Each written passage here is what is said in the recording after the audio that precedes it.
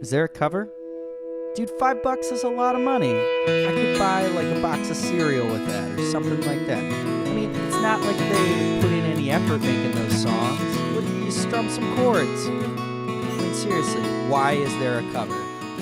Hey everybody, welcome to Is There a Cover, your podcast about songwriting. Here we talk about singing stories and living songs, in the words of the great Kent Finley. And it's episode 10. We've made it to double digits. Man, I gotta say, I didn't think that was going to happen. There was a part of me that really didn't think I would stick with this to make it to episode 10, but I have, because I love doing this show, and I hope you guys love listening to it. Tell your friends if you love listening to it, but I'm incredibly happy that it has made it to episode 10, and I've been doing it for a couple months now, because I've been putting them out, one every 2 weeks, so it's been going for a little while. And I couldn't be more excited to present this episode to you because it's with one of my dear friends, Ms. Casie Luong. But before we get into the show, quick couple announcements from my world. September 14th, myself and the band are playing at 1-to-1 Bar, and then September 30th, we're playing at Mohawk. So that's going to be cool.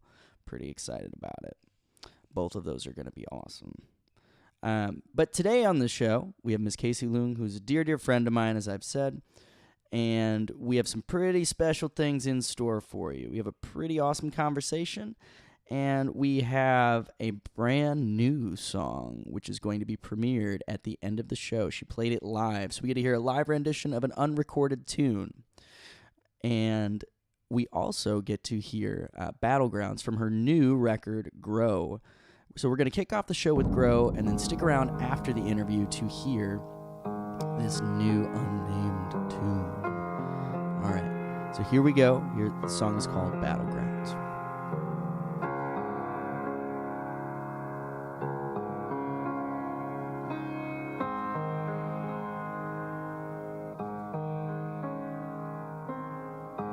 Drink me up, drink me slowly, drop by drop.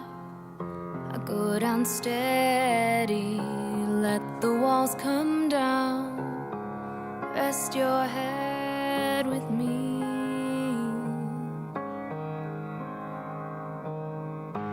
Lay to rest the burdens that haunt you. Tell me about the storms that you've been through. There's no need to fight. We're not on battlegrounds. Singing no,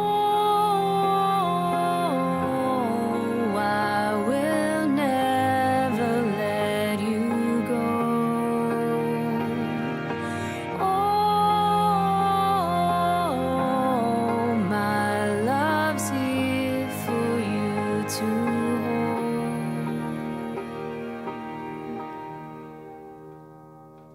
hold. Falling down, the shots, they are heavier now. I feel the darkness start to settle all around.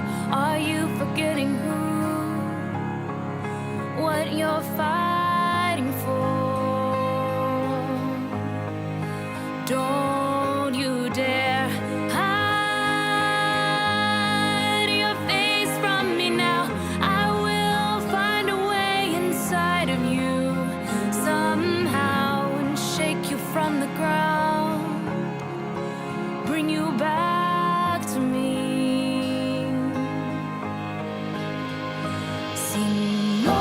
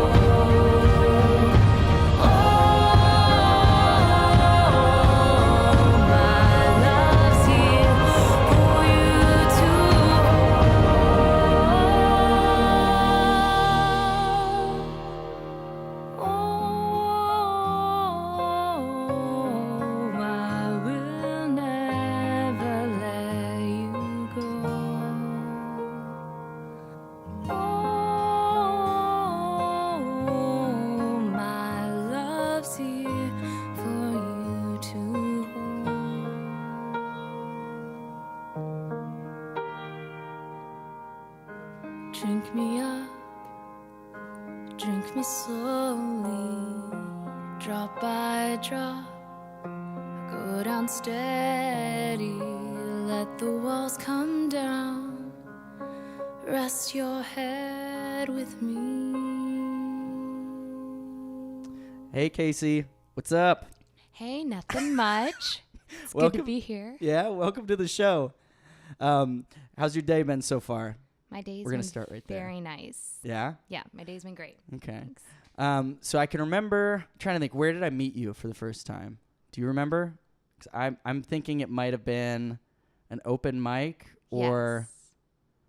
It's like my head's going through flashbacks. Yeah, like flash. And it's like, where? Was it Flipnotics or Oh, man, Firehouse was it? Lounge? Might have been one of those two. Mm-hmm, mm-hmm. No, it was totally Firehouse. It was I remember Firehouse. because you had a Christmas record or something like that. I did have a Christmas record. You Yeah. remember? Of course.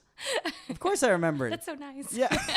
No, I remember it. And we talked and you gave me a copy. I remember.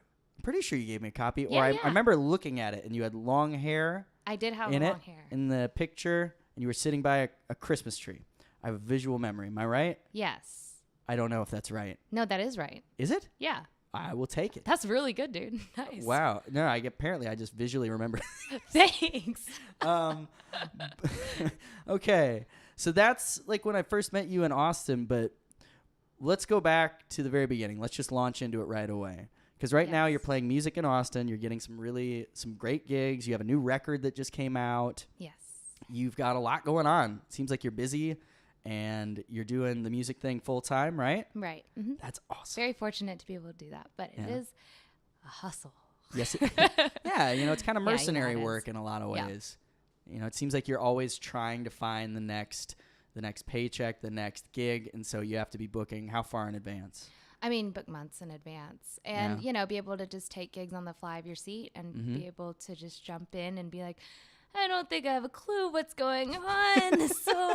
But we're going to do it. Yeah. So, because that's how I found being able to learn a lot through those experiences. So it's good. It keeps my blood pumping. Yeah. Sometimes in good ways, sometimes in bad ways. Like, have you ever ended up in a strange situation? Oh, yes. Yeah. Very, very many. And yeah, some that I just didn't really even expect. But Yeah. yeah. Can I you wouldn't think say like any strange gigs or like you get there or the moment when you get there and you realize I am not the right fit for this situation. This is going to be rough. Well, I guess the one that comes to mind was I was showing up to a musical theater workshop, and Okay. I thought I was just gonna like play the music for students that I had already rehearsed. Mm-hmm. And he brings me into the front and he goes, "All right, students, when you go into your auditions, you hand the accompanist your sheet music, you tell them how many bars you want, and then we start playing." And I was like, "Wait, what? What?" Wait, so you're having to sight read all of that? Yes. Like the students just come up to me one by one. They're just like, and I'm like, please, dear God, it's not like, I don't know, Rachmaninoff or something. Yeah. But yeah, But you I was made just it like, through, "Meh." right? I did make it through, Okay. you know, and they had a lot of grace and they were very nice because he's like, good. "I understand you did not know this was coming at you." But were there like parents glaring you down or anything? It was just like that? students. So Just they were students, really that's cool. good. Yeah, they were just like, "Oh, thank you for playing." I'm like, Yeah. "Ah." Well, and they're probably so nervous that they're just like Exactly. thrilled that they can like pitch some of the blame over there. I would have hit everything, but she messed Exactly. up. She just screwed up the intro. Yeah. Okay. Well, okay. So maybe you had like musical theater background, but like where did you start playing music? I started when I was pretty young. My mom got me into piano lessons when I was about 8 or 9 because I Okay. was just really hyper and I wouldn't ever focus. Okay. And I would never listen. And so she'd be like, she noticed that like music was like the only thing that got me to listen and pay attention. Like we would sing karaoke at home or I would sing to Disney songs, watching Disney movies. So mom was like, "Oh, maybe she should do music." And her friend had a piano at their house. So I would go and play on the piano, just like blah, blah, blah. And my mom was like, "I should get her into lessons." And so that kind of propelled me getting into music that way. And I sang in church. I did church choirs. I did school choirs. Okay. I just like singing in groups. And so I was like, Okay. Wow. So It yeah, sounds like we had a pretty similar like background in a lot of ways, like growing Really? up. Oh yeah, no, there's no one will ever see this, I hope, but there's a video of my brother and I, and kind of my sister singing Hakuna Matata when we're like really, really young. Uh-huh. And like my brother and I are just doing these high pitched voices. Like one of us is Timon, one of us is Pumbaa. Yes. And my sister comes in and she's definitely sings a lot better now. But when she was like 3, Yes. it's just like single note she's not even singing the He was right a young song. warthog. Yeah, Like, yeah. I don't know. No, what was she singing? It was like ba ba ba ba. That's so Like, cute. it was like, That's funny. Yeah. And then I remember singing in choirs too when I was in like 5th grade. Right on, yeah. Singing boys choir. Yeah, and then I quit to be an athlete. So Wow. yeah, So I did and then that. you just like left the choir world and did the the athletics. sports and punk rock thing. Oh, yeah, that's because right. that makes sense. Okay, but did you do any theater or anything like that? I did some musical theater. So Okay. yeah, I did some musical theater. I took some theater classes in high school. So yeah. I Were you really liked acting or that. were you playing music with it? Acting and Oh, okay. singing, and then if not, acting in theater class. So that was How was fun. that? Did you have a good time with that? Was Yeah. it scary? What? It was definitely scary, but theater was fun. I found musical theater to be more fun because I could combine, right, like singing and then acting. Yeah. And musical theater people are just a different breed, you know? Yes, they are. They really are. So Yeah. I don't know if I could live in that world, but like I really still I love musical theater a lot too. So Yeah, appreciate it They're from interesting afar. folks. Like my brother does musical theater for a Right. living, and I've had a chance to hang out with some of the cast, and they're wonderful people, but they're interesting. It's a good way to put it. Yep. There aren't really dull moments. There's always just something going on, No. and it's like, oh man, I move at way too slow pace for this. Like my brain's just not revved up enough. I gotcha. Wait, did your mother play then? Did your family play? My parents, they sang hymns and stuff. My dad just picked up guitar, Okay. just by learning from his dad and Okay. just from other people. So he has like a musical component to him. So like Okay. there's that. But no, like nobody in my family has ever done anything professional with music. Okay. Yeah, which But is crazy. Did you guys like play together growing up? Or? We did. We like would play hymns together, or just like sing Okay. Christmas carols like usual. Oh man. So that's really fun, and did karaoke and stuff. Nice. So Wait, so like what were the songs? What were the songs that you heard or that you sang and played growing up? we sang like the traditional like Baptist kind of hymns. So you're like, "How Yeah. great thou art." Oh yeah. You know, yeah, I remember that one. "Come thou found, a closer walk with thee," and Oh, as yeah. well. That's a lot. Higher ground. There's a lot. Okay. Yeah. So, and I really enjoyed singing with them Yeah. and being together. Do you guys still do it when you come back home? No, we don't. Not anymore. So, Oh. yeah. Yeah? We do a little bit, but it's not so much anymore. Yeah, why not? Well, my parents got divorced recently. Oh! It's okay. It's just it's just the first time I ever Oh, really had yeah. said this on air. So, Well, dum dum dum. well, how's that? How are you doing with that? Let's just go there. It's out in the open. We're going there. It's a process. I feel Yeah? anyways, yeah, no, it's a process, and things change, and life changes, and people change. So, Yeah. I've learned to give space to my family members as well as myself to just kind of allow for there to just be time to process through a separation as anybody would need in any type of separation. Right. Well, So, especially, yeah. yeah. Well, I'm sure, especially if they've been together, they were together for quite a while. For about 30 years, yeah. What was that like being an only child? Because I had 2 siblings, and so all I know is like fighting for attention. I didn't have to, No, I'm just kidding. Mom was like, "Do you want a younger brother or sister?" I was like, "No." I like it the way it is. Exactly. And they said that. They're like, "Okay, whatever." But no, I wish I had siblings. I always wish I had an older brother. Yeah. Just Oh, are you siblings to sure? play- Yeah, I know, right? We're vicious. Aw. But no, like I wish I had friends to play like board games with. Like my parents didn't really want to play, so I'd just be by myself and doing my own thing, you know. So what did you do when you were just kind of off by yourself? Did you where did you direct that energy, I guess? I would play just like imaginary games in the backyard, you know, play with my Barbies. Yeah. I don't know. I journaled a little bit, so I wrote in my diary. Yeah. Yeah, I don't really know. But I was entertained. I like either watched movies. I'm not sure. Okay, so you kind of lived like a sort of solitary childhood, or did you have a lot of friends? Or? I had some friends. I had some cousins too that I would play with too.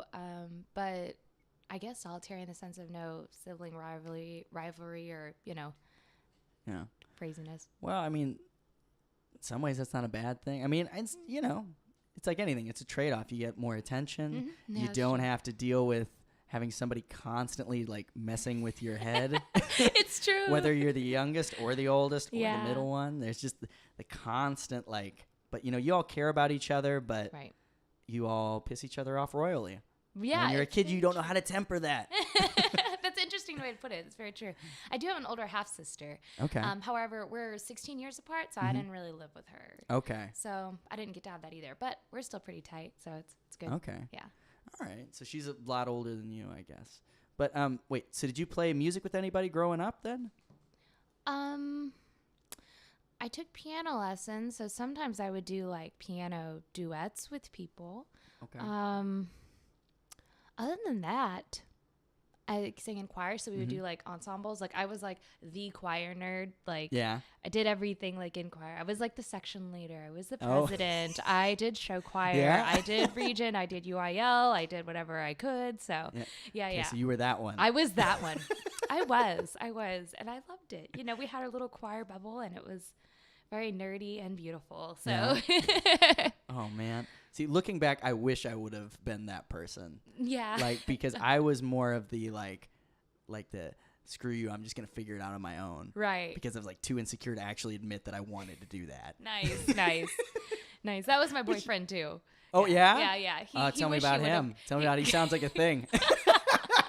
Well, he was on an interview podcast earlier in this session. Yeah. So, he's a musician as well. He got into choir like his senior year, but he wished he would have done it, because lot sooner. there is something special about being in an ensemble and you're working as a team to produce this big sound together.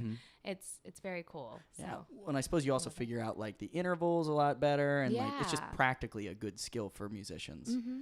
Because I know I was only in there long enough to know like, okay, I have to sing the notes that the guy is singing next to me. That's all I ever knew. And I was just like, okay, I can match that pitch. I can do that. I can Good. follow him. And I would never read anything. I just memorized all of it Nice. because I was like, I don't know. I don't want to memorize this. How does it go? Okay, I got it. Yeah, just listen Yeah. to do next year. Yeah, Nice. and like nobody knows. Nobody knows. And you just like quit singing if you don't know the part. I'm glad you were like at least a good one. Some students would just, or people just keep singing and it's like the bad note and they sing it really loudly. So you were smart enough to be like, all right, I know what I can and shouldn't do. Well, yeah, no, I just hated being singled out, which is funny now. Right. I hated that. Yeah, me too. Yeah. Wait a minute. Why did you hate it? I never really did a lot of solo stuff. Like I hated being like in the like a center of attention. I Yeah. did not like it. I liked blending in. I liked people not noticing me. I liked playing piano like solo because I just had to stare at the keys, right? Not Yeah. at people. Yeah. And so like I just, I never liked being in front at all. Okay. I mean, did you have like a traumatic experience like being in front of people? Like, Well, did you like go up and like sneeze in front of everyone and like a big, like shot came out? no, maybe there was one time I like tried out for a talent show in 6th grade and I was trying to show off for this boy I thought was really cute. Oh no! And it's one of those horror stories, and I'd like hiccup in the middle of my Leanne Rimes song.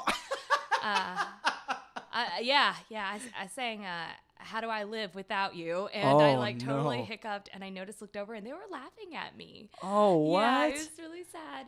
And then obviously I go home bawling. Mom's like, "I love you still. You're my baby," and I'm like, well, okay. So then I like got Thanks, better. Mom. Yeah, right. But I don't know if that really influenced me. I just never liked being in the center of attention.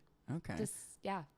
Interesting. But now you're in the center of attention all the time. Which is so weird, right? Yeah. So why? I think 2 instances clicked for me. One, when I was doing, I was playing it for a UIL competition with piano, and I was on a stage. Just the judge was in the audience, and it was a moment where I just really felt, as a solo artist, I felt enraptured in the music. I didn't even feel like I was there when I played, and it was just really a beautiful moment for me to be like on stage by myself and just feeling so, I don't know what the word is. It was just magical. Yeah. And so that was really wonderful for me. And I was like, It's almost that's just kind of cool. But I didn't think to go further. I was just like, that was a really cool moment. And then the other one was when I went to Vietnam for the first time. Yeah. And I'm Vietnamese. And so it was really special for me. And my family and I went out to like a dinner restaurant, and they had a live band that like played music for you to go up and sing with. Cool. So I went up and I was like, I guess I'll sing. Nobody here knows me but my family, so it's not scary, right? And so I get up and I start singing. I'm like, this is really cool. Yeah. Did you get a good response? I don't, for my family, like that's not really that mattered to me, right? Like I was like, oh, they look like they're smiling. Yeah. I'll keep doing what I'm doing. And I really liked it. It was fun. That's awesome. So yeah, it took being in front of people I didn't know at all to like kind of be like, I like this. I don't know what this is, but I like it. Wow. So then is it hard for you to sing in front of people you know? Because I know for me, the hardest shows that I ever play are when I go back home to like South Dakota. I haven't done it in years, but when I would go back and I would see people that I remembered growing up with and looking up to, Right. because they played in louder punk bands than I Oh, did, you know, or whatever. Yeah. But you know, they would come out to like see you play, and you're just like, there are 15 people here, but I'm terrified because I have this like childhood like respect for everything that you ever did. Like I bought all of your CDs and then I burned them for my friends because I thought they were so cool. You know, so and all nice. you ever wanted was like, I just wanted to be like part of the group, but you guys are like 7 years older than I was, and that's weird. Yeah, no, understandable. Yeah, I mean, I do get nervous playing in front of my peers. But I don't know what it was. Yeah, I guess because of that, there was no judgment in the room other than my family or whatever, but that kind of just unlocked something.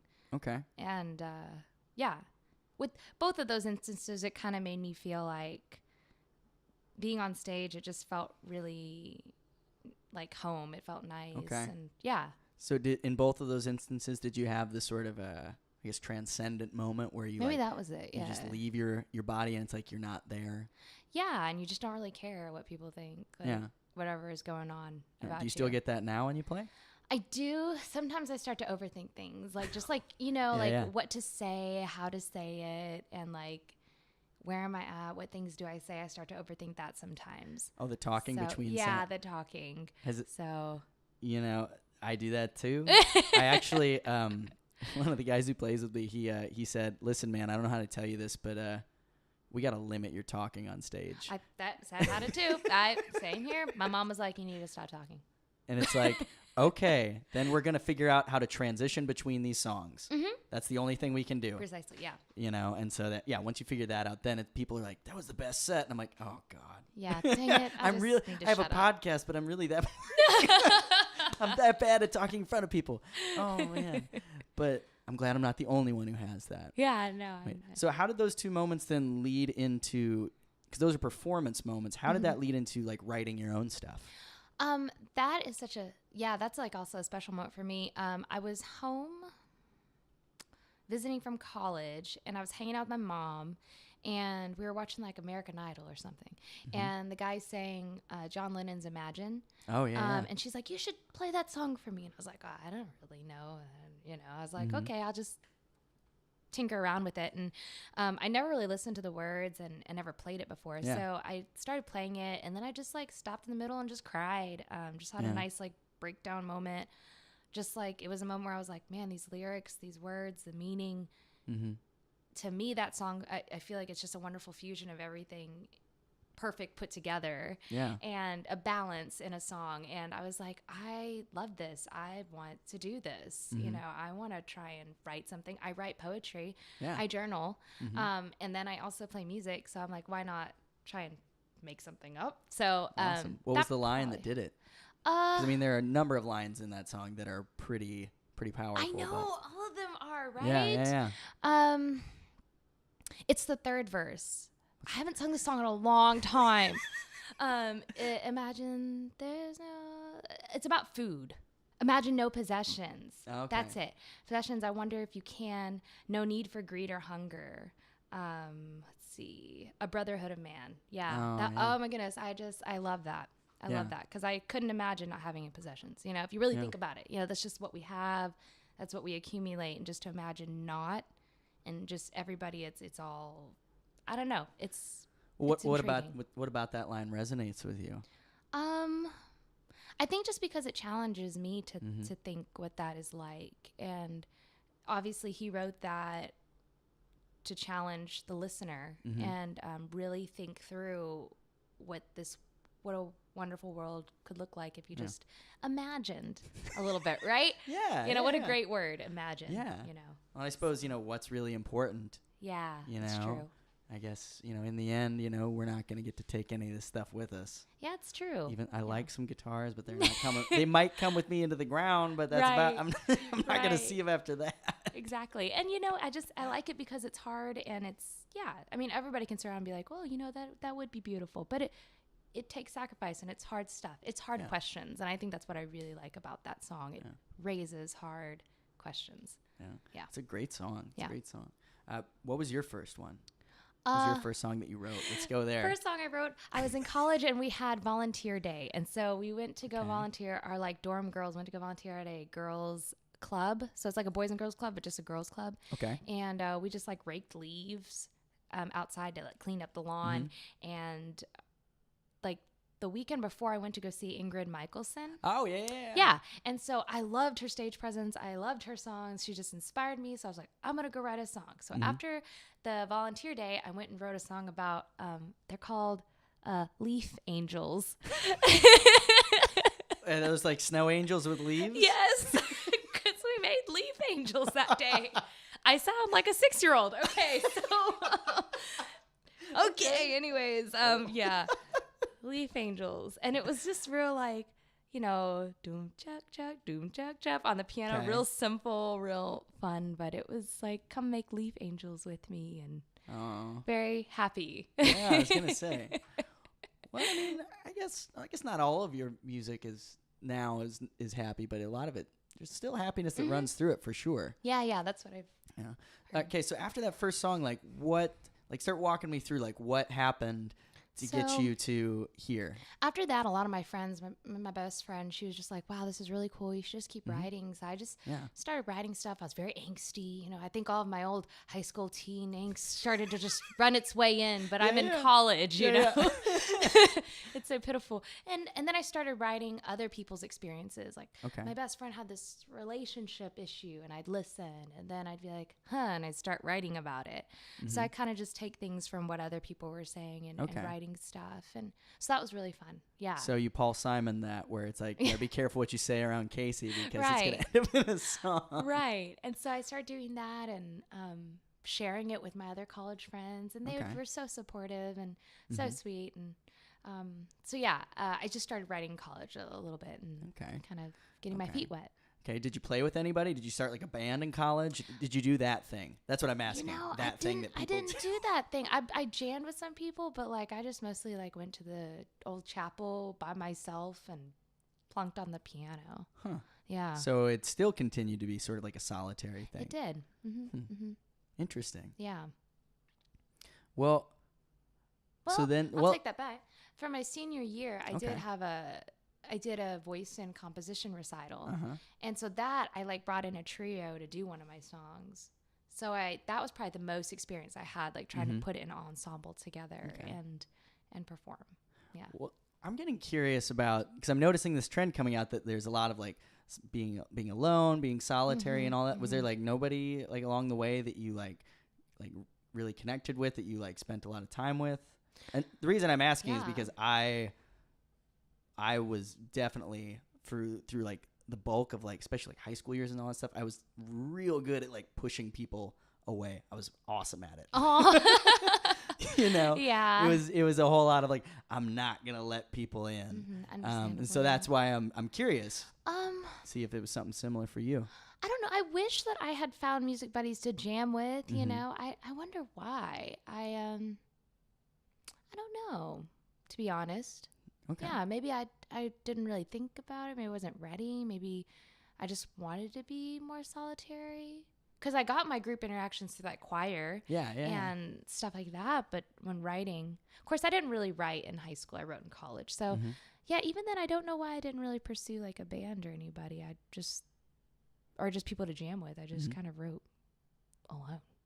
Oh. That sounds so sad. That sounds terrible. It's not that sad though. I think a lot like a lot of writers, they say like, yeah, it's a solitary. I think it was Hemingway who said that writing is a very yeah. lonely life, something like Yeah. that. Which I mean, I guess it is because you spend a lot of time alone Mm-hmm. in a room.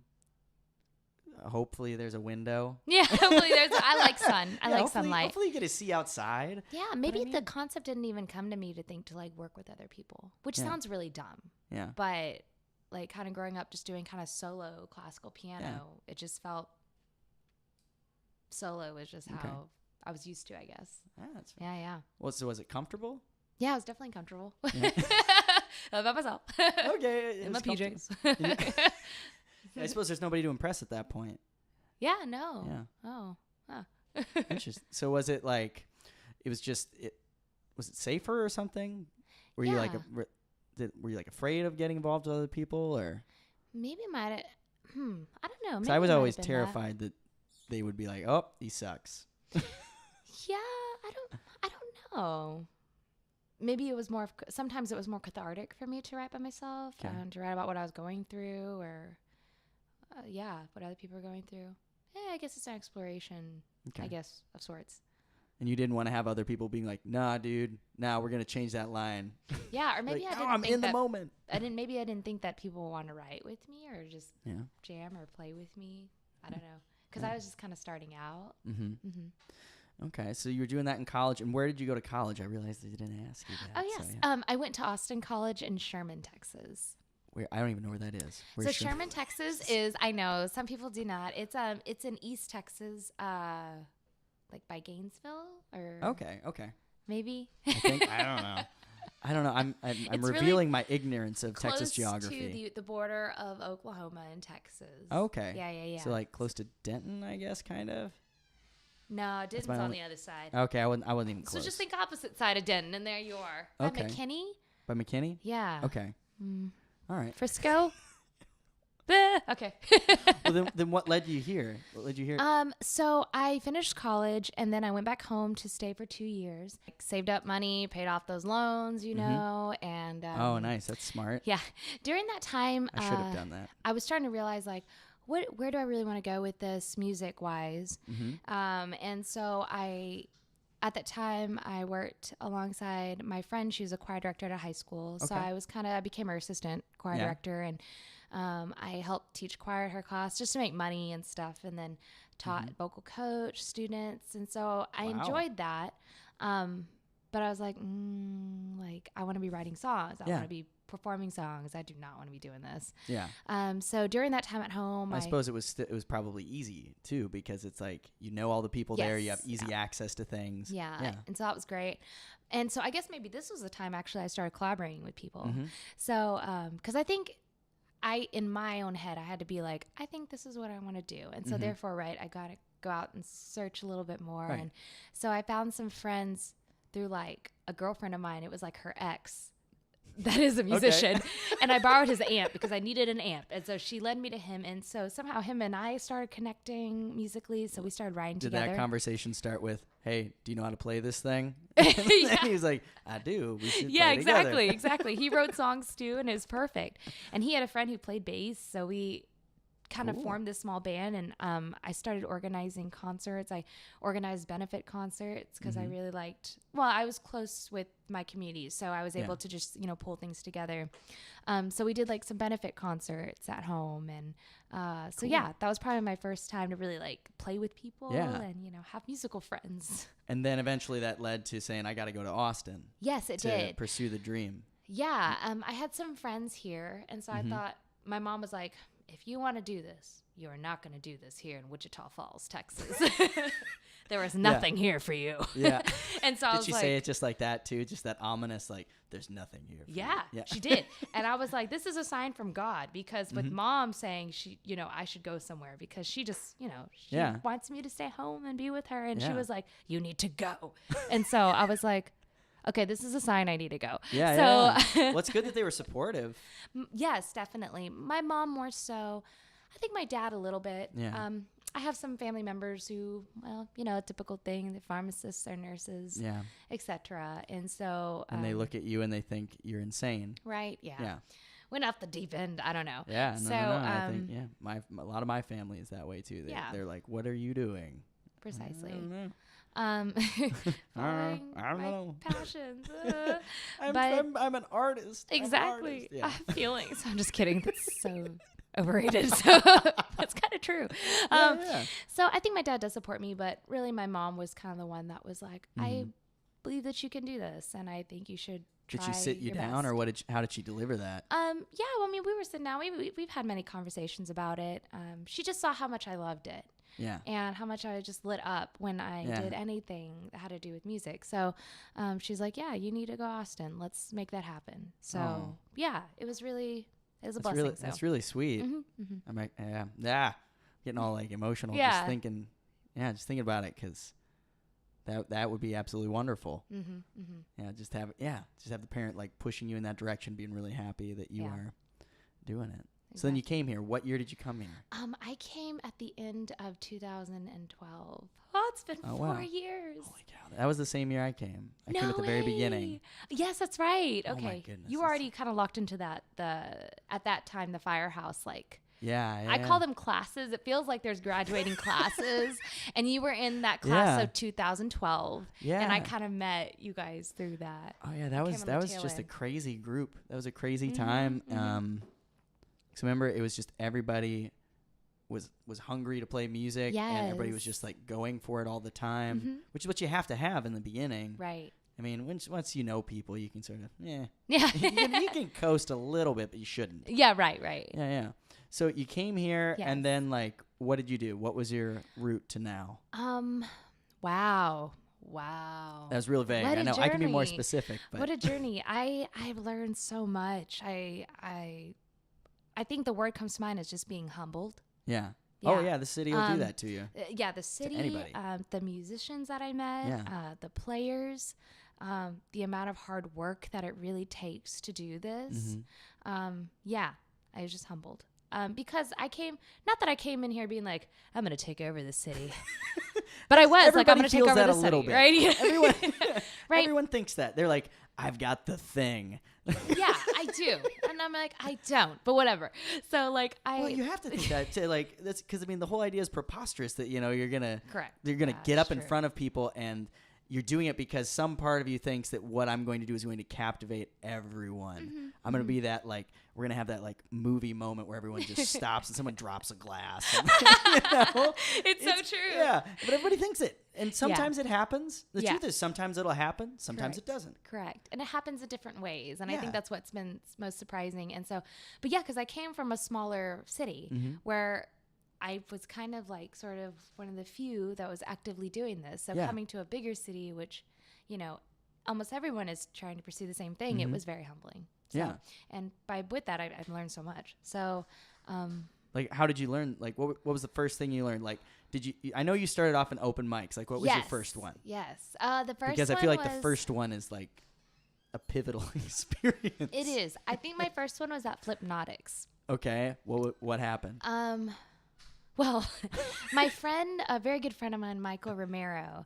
Yeah. He's plays with great. Gina Chavez, right? Yes. He was just one of my best friends here when I first moved, he like kind of just held my hand and walked me through kind of how to get immersed into the music scene here. He showed me all the open mics. He sat with me, showed me venues to check into, and just was very kind and helpful. And so he took me to Flipnotics, and he brought his guitar too, and he was going to play. So I was one of the last people on the list to sign up. Oh, and that list was huge. Yeah. So it's like 1 a.m. Right. So I sat and like listened to people, and some people I was like, what? And, you know, some people are like, oh, that's interesting. I think I could probably play now because I, you know, like, I mean, you know what I mean? You know, Wait, so you do that too where you see the people and you're like, okay, I can do this. If they Yeah, can do it, I can do it. Exactly. Or people like who are kind of like me and they're new too. Like they said that was the first time. So, okay, I can do this. Well, then this was funny. The guy who went before me, he used Michael's guitar. And he's singing this very uncomfortable song about like peeling his face off and he broke Michael's guitar string. And this happened before I was supposed to go up. Of course he did. So I'm just like, man. It You always was have to kind be of an interesting fearful of the moment. people who show up to an open mic without a guitar. It's very true. And so it was very interesting. But yeah, that was my first open mic. And then the other one's Firehouse was just an incredible place. Yeah, I don't know what it is now. But before, you know, Dan Cohen and Matt McDonald, they ran it. And wow, they were just the kindest people to meet when you first move here. And you're like intimidated by this whole city. So yeah, well, it's crazy because I remember moving here the same time they did, and it's really funny now because I play with Matt, and Dan is one of my best friends, but we met and this is totally my fault. I know this was my fault, but Dan hated me, like hated my guts the first time. No. He met me because. You know, when you're like really insecure, like especially in the beginning, and you're you say things like, "Oh, that person sucks," even though like you shouldn't. Right. I mean, because one, it just shows that you're not comfortable with yourself and how you do things, and also the person probably doesn't suck that much, or if they do, why do you need to say it? Everyone knows you don't need to say that. Like, encourage people. That's the point. Right. You know, because it takes a lot of guts to get up there. Exactly. But yeah, it's just funny. Because I remember meeting them, and we had both like moved to town the same week, I think, just met through open mics, and then they became like this sort of open mic institution. Yeah. And like everybody is like, yeah, they're so nice, they're so kind. I'm like, oh yeah, they hated me. Yeah, you're right. Which is they hated my guts. They took it out on me. No, yeah, that makes me special. There you go. Yeah. So you just met people through that, and then like what started happening? Like, when did you start like writing songs for like this record? When did that start happening? This started happening in 2013. Okay. Yes, 2013. I was just learning more, just how to play different kind of chords. I was trying to kind of integrate that into my playing style, and listening to different artists and meeting newer people, and that was influencing this record. Yeah. And actually what also helped was, so I worked at Grace Covenant Church or Grace Church, and met some really cool coworkers there who really helped encourage me to keep playing because I needed a day job. So that was one of the first jobs I had here. And so I worked there, and some of my coworkers were so helpful in propelling me forward and writing.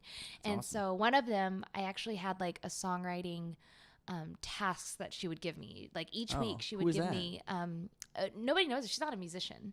Oh, okay. So yeah, she's just a coworker of mine. Just seeing who it was. Yeah. It's like, maybe I know. No, I don't think so. She's in Pflugerville, but she would give me a topic each week. A topic could be a painting or a time period or a color, and I would have to write a song at the end of the week and give it to her. By the end of the week and give it to her. Cool. And so a lot of the songs from the record actually came from that. Really? Yeah. And like which ones? Do you remember? Let me see. Harmony Brunette. Oh, okay. Which is the more, I guess, Latin sounding one? Latin-y feel. I know. And, what's another one? And Battlegrounds. Yeah. Oh, yeah. Yeah. So those came from that. Uh-huh. Oh, wow. Cool. Yeah, it was really cool. Cool. Well, so it came from that. Where else did the record come from? Because I know, because I have an idea of where, if I had to guess, like where probably a lot of it came from. But Some came from a relationship that started. I'm sure that's what you were alluding to. No, and no. And some came from, there was one song, Someday Sunday, which I don't really sing much anymore. Like, it's just kind of lived its life, and it's now tucked away, you know. Yeah, it's one of those songs that's not, maybe you just feel like you've outgrown it or something. Yeah, a little bit. Yeah, okay. And my roommates, I think she just said the word Someday Sunday. And I was like, oh, I think I want to write a song to that. So it came from her saying that. And okay. That song came out. Okay. Well, because the record, and for everybody who wants to know, the record is called Grow. You can find it in all of the locations. CasieLuong.com, right? Actually, it's Casie Music. CasieMusic.com, and that's CASIE music.com. It's up on Spotify, all that other stuff too. The record came out last year, right? Yes. And I'm just going to say, because I hate the fact that I hadn't really, like, I listened to it a little bit after your CD release show. Sure. And then I just set it aside. And I hadn't really listened to it much up until we just decided we were going to do this interview. Sure. And it's a beautiful record. Thank you. No, like, Aw. it really is. Like, it's. Thanks, I'll pay you later. Okay. No, I'm serious. Like, no, you would know if I was being insincere, because when I'm being insincere, and I shouldn't reveal this because everyone's gonna know now. I'm gonna know. But it's you people will. I'm not that good at faking it. It's like, oh, it's great, man. It's great. That's the expression. It's great. Well, nobody knows the expression, so yeah, that's true. your No one can secret see is my safe with face. me. Correct. So maybe it's sincere. There you go. No, but your record's Thank you. It's beautiful, and it has this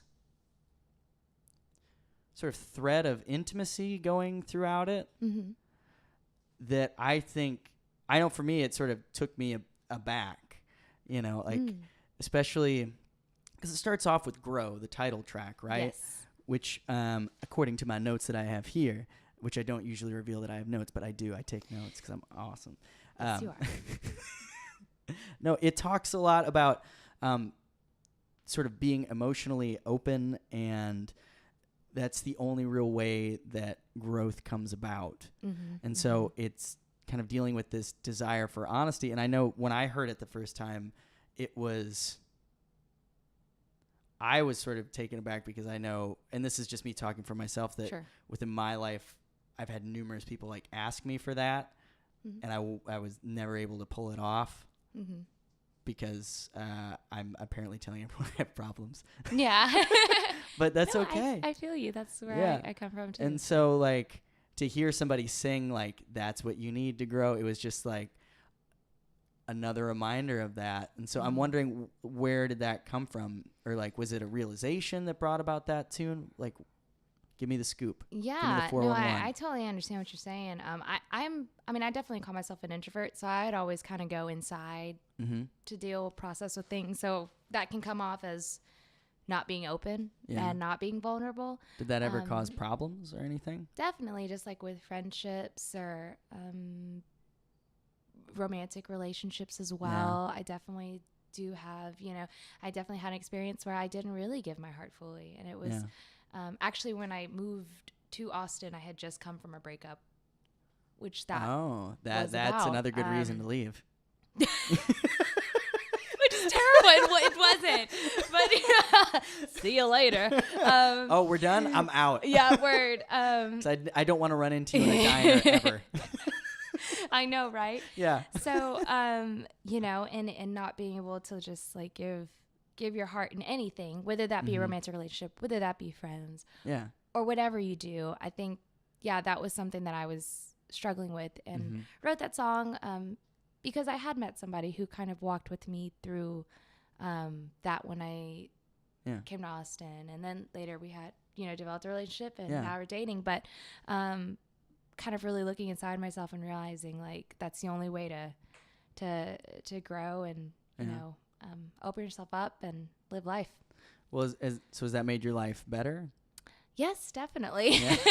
I hope so. Yeah. Wouldn't that be terrible? No, it's actually gotten significantly sucks. worse. No, it's been so much better because I would hope that when I perform or when I'm up there that I bring that with me every time. Not necessarily singing the song, but singing the philosophy behind it. And that is, I feel open. I hope these songs and me being up there feels open, that the crowd can feel that and feel safe to be who they are, wherever they are, and just be comfortable, What was, I mean, I know, was it just that moment with performing where you decided that you need to just be open and honest to get better? Was that the big one, or was there another moment like?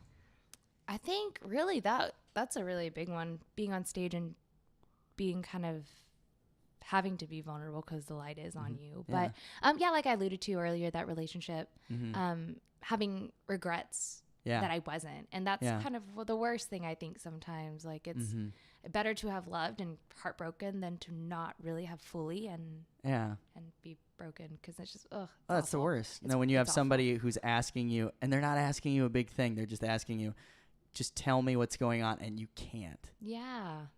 That's one of the worst things. It really is. It was a good life lesson. So good well, teacher. And like, how did you get over it? It was through songwriting, through friends, and closer romantic relationships that kind of helped me to grow out of that. But just time helps too in processing. So I think all that wrapped together all helped. Yeah. Well, and so then it led to a record like this where it's incredibly honest, incredibly vulnerable, and there are a couple more songs for sure that I want to talk about. Like one of them, well, let's talk. I know you don't want to talk about harmony, but I'm going to bring it up. Because why not? Why not? Yeah. So that one's clearly about being in love, right? So when did that one come about? Because I'm assuming that one's autobiographical, which is something you can't assume. I know you can't assume, but I'm just doing it all the time because there's always a piece of somebody in the song. There is. Even if I say if it's about someone else, clearly I'm putting some of myself in there. Right. So that was sort of autobiographical, but then also I kind of was just like, well, what would it be like to be in love? So you just kind this of. was like before you were in love then. Yeah, it was before that. So, but you can always pretend. Oh, sure, yeah. Do that all the time. That's how you make those love songs. That's great. Yeah, so that's the only way that you actually make them. Oh, Exactly. That's terrible. Yeah, and okay, fine, I admit it. I think I did, have a crush on somebody, and so that influenced it too. But so. Well, that's like the best stage when you feel like you're gliding everywhere. Yeah, there actually, you go. no, it's not the best stage. It's a good stage, not the best stage. That's a good way to put it. Okay. It's a great place to be, but I would not want to be there forever because you don't get anything done. Exactly. You do not get anything done. The rest of your life is just stopped. It's very true. Well, and so I noticed that the record sort of goes through this sort of tract where it goes from learning to be open, and then it goes into dealing with being in love, and then it ends with Battlegrounds, which is a song of almost like accepting somebody's vulnerabilities and like weaknesses, and it essentially, as I was listening to it, it feels as though you're saying like, I'm still gonna hold you. Yeah. Like even though like you have like there are things, it's okay. Yeah. I'm blah, blah, blah, blah. I'm getting all, which that probably sounded great in the mic. But no, it's an incredibly emotional song. And that one came from a prompt, but tell me about it. It's an interesting, the prompt was World War II. We getting all close and intimate here, but it was about World War II. Well, okay, it all was. right. And in fact, the song didn't even sound like a ballad at the time. It was like a sailor song. Really? Yes, Chris. It was very sad and pathetic, really. And it was like, drink me up, oh, drink me slowly, baby. It Really? was like a USS Navy 1940s swing tune or something. I don't even know. I did not think that's what it was. Okay. Weird, right? And so the scenario that I had put in my head, I have to try and think what I was going through personally, but the scenario was a soldier having fought in the war and then coming back home and his loved ones like trying to be there for him, but his mind is still in the war. Yeah. So he's torn. And she's like, I'm here for you. Like, try and come back to me. Yeah. And so the song is her lullaby bringing him back to her, because she's like, oh man, you were out in the battlefield, like you're still there, like come back. So that was what I thought. Yeah, that's what I thought when I got that prompt. Wow. Yeah. Apparently I am an emotional 50-year-old. Apparently that's Where'd the 50-year-old come from? I don't know. Well, you are like an old soul. Well, yeah. Well, I this is a general overstatement that can't be defended, but I think men tend to get more emotional the older they get. I did not know that. That's a gross overstatement. I'm sure there are plenty of counterexamples. But Sure. There seems to be like that, Yeah. like opposite thing.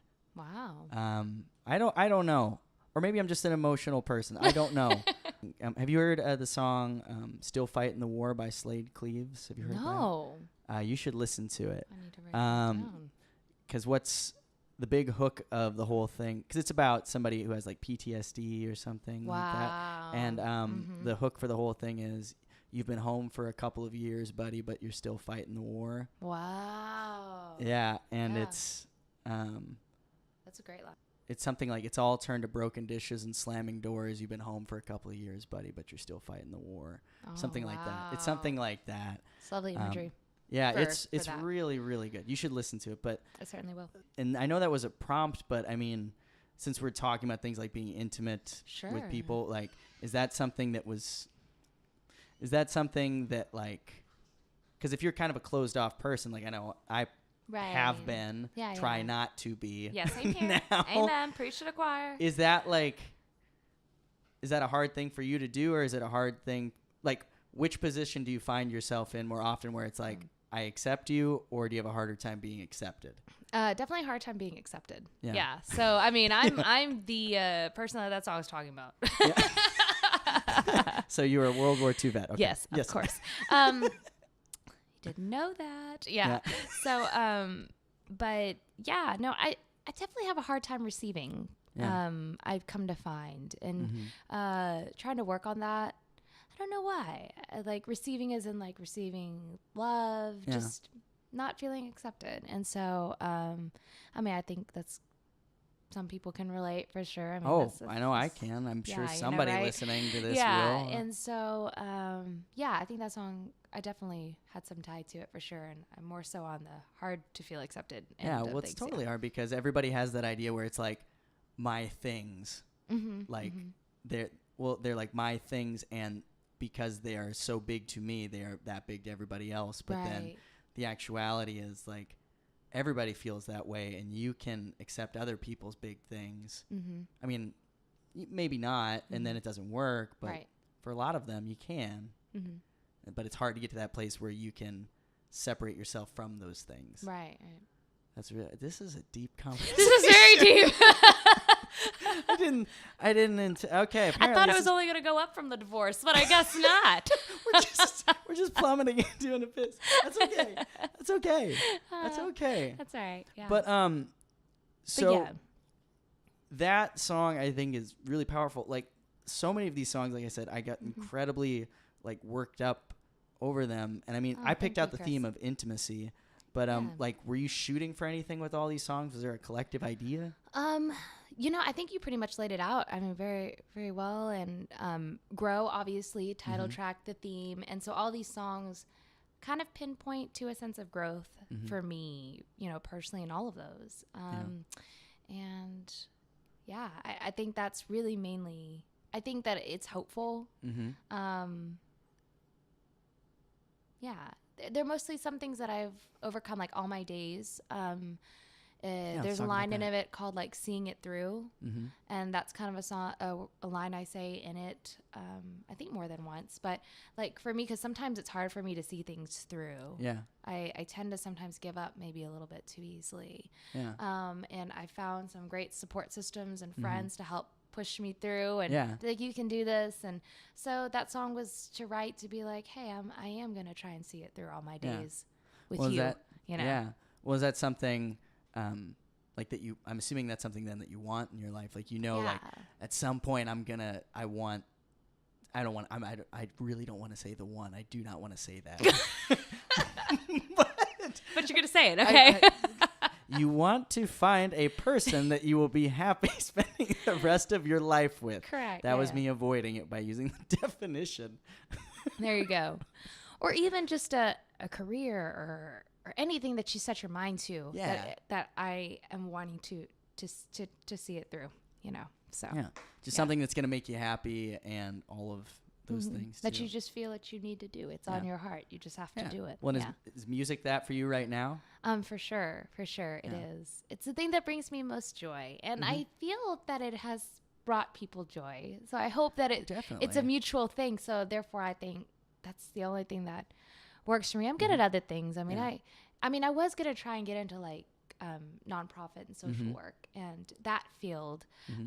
But music just kind of took my heart and so That's great. Well, I know at the very least it brought, I'm going to tell you this, because I do this with most of the people that I interview. Yeah. Like I sort of, because I teach school during the day. Yes. Like I teach English as a second language.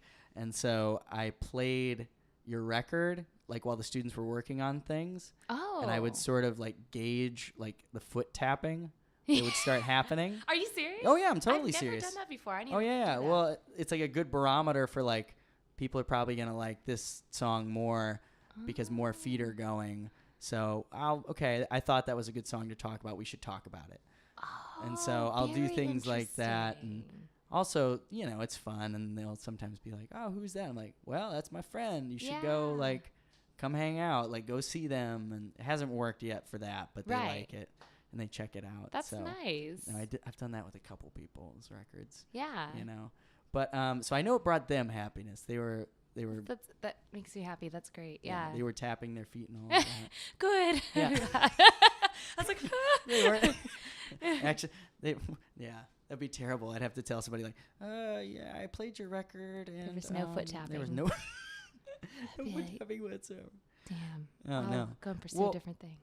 And so is that the main goal? Like, because I always like to end the show with like, why do you write songs? Is that the main thing for you, bringing happiness to other people? For me, it's. I hope that when people hear my songs, that it touches them where they're at in their life if they're going through an experience that's similar, and it brings them healing so they can move on. Wow. So that and that's for me too when I write. That's like it just brings some sort of healing and whatever kind of theme it might be. Okay. Yeah. Wow. So then it's almost like an act of goodwill or something, like you're trying to provide the emotional medicine, I guess. Yeah, because that's what music's done for me, when I've been up or down and in between. Yeah, it's always that sort of thing that like keeps you going.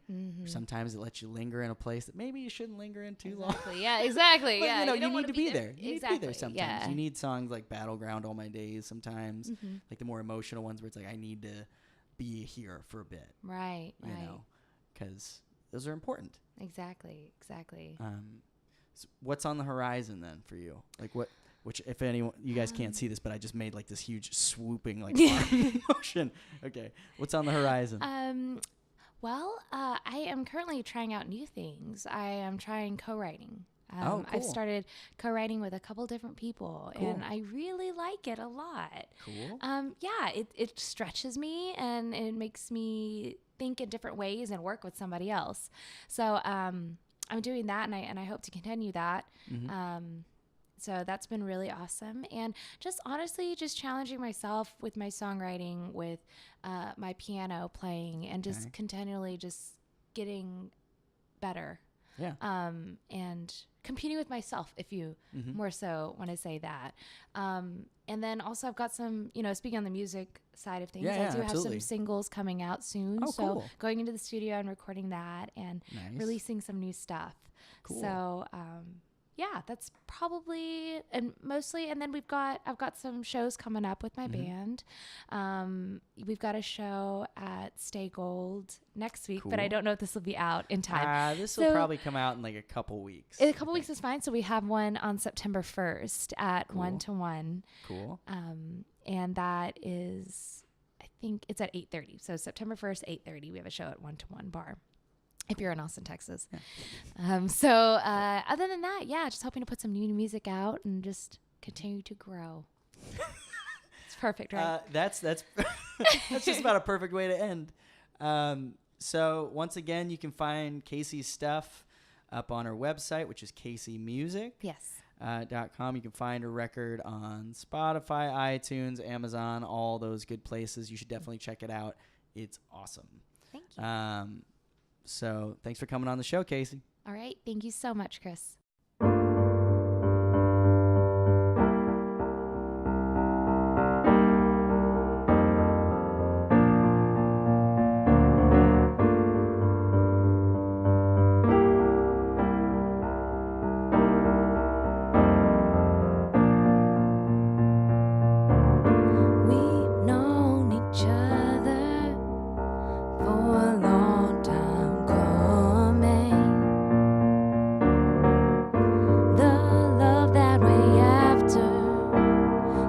A little more shine than you think, yeah.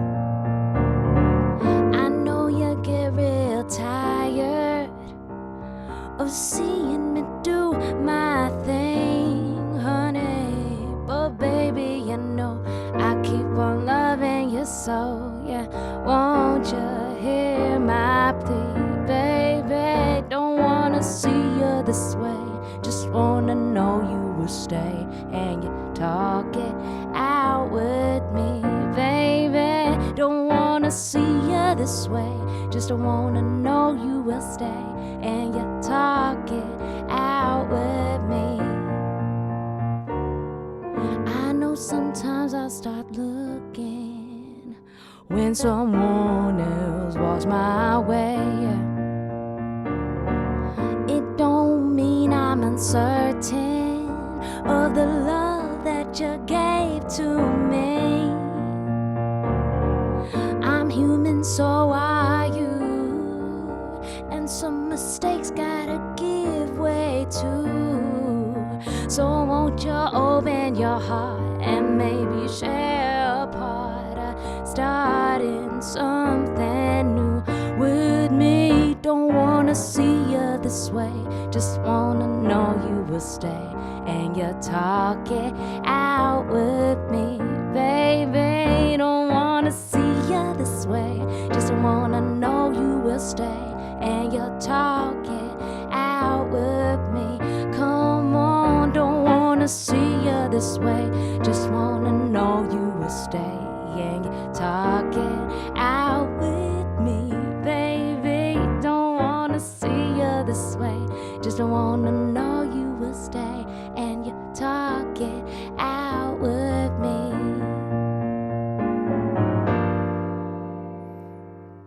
Well, there you go, guys. That was my interview with Miss Casie Luong. If you want to hear her songs, once again, you can find them iTunes, Spotify, up on her website, and be on the lookout. I know she's playing a ton of shows right now. You know, and listening back on this interview, I've got to say, we got into some places. We got into some pretty intense conversation, you know, thinking back on it. But I don't know what else you can do when somebody has a record that is that intimate, where it draws you in that closely to what is important in making relationships work, and in general, making sure that you're a healthy human being, you know, because people need that. I know I need that. Everybody I know needs that. They need to be able to be with a person and be seen. That's incredibly important. And I hope everybody who hears this, you get to find that someday. Because then you'll be able to listen to that record and be like, okay, I get it. I get it now. I understand what she's talking about. Because it's a beautiful thing. It really is. All right. So, thank you, Casie, for being on the show. Everybody be on the lookout for her. And I will talk to you guys in 2 weeks when I have Brandon from Tahoma on the show. All right. Talk to you guys later. Is there a cover? Dude, $5 is a lot of money. I could buy like a box of cereal with that or something like that.